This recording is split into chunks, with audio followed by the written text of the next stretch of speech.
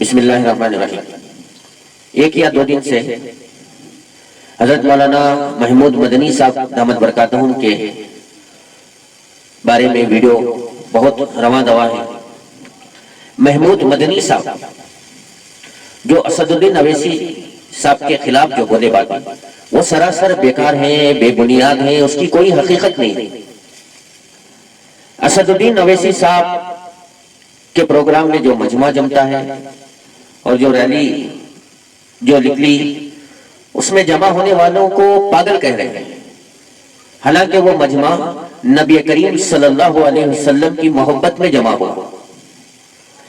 اور محمود مدنی صاحب صرف آپ جو کام کر رہے ہیں اسی کو آپ کام نہ سمجھیں، بلکہ بہت سالوں سے اللہ تبارک و تعالیٰ کام لے رہے ہیں۔ جناب اسد الدین اویسی صاحب اور ان کے چھوٹے بھائی جناب اکبر الدین اویسی صاحب، یہ دونوں بھائی شیر ہیں، ایمان والوں کے لیے بھی اور پوری انسانیت کے لیے بھی یہ لڑتے ہیں۔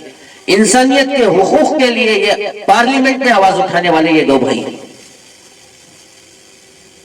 یہ دو بھائی ہمیشہ ہر مسئلے میں مسلمانوں کے آگے بڑھ چڑھ کر قانونی کارروائی کرے، آواز اٹھائے۔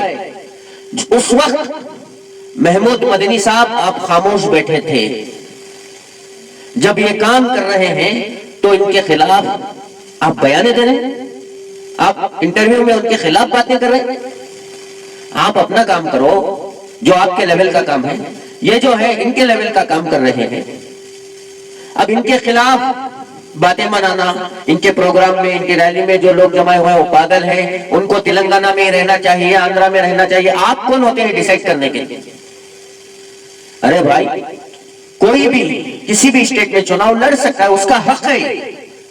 آپ کون ہوتے ہیں؟ آپ کو ان باتوں کو اٹھا کر اب کیا فائدہ ملا؟ ان باتوں سے آپ کو اس وقت کیا فائدہ ہے؟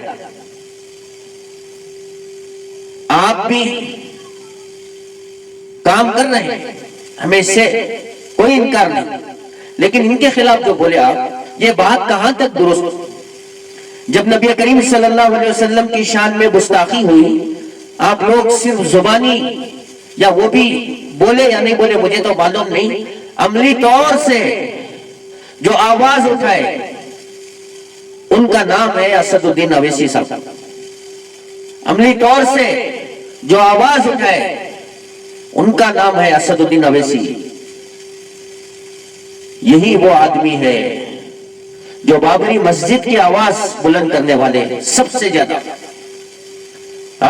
مسلمان کا کوئی مسئلہ آ جائے، ٹرپل طلاق کا مسئلہ ہو یا وقفہ مسئلہ ہو، سب سے زیادہ محنت کرنے والے یہ آدمی، آپ ان کے خلاف باتیں بنا رہے ہیں۔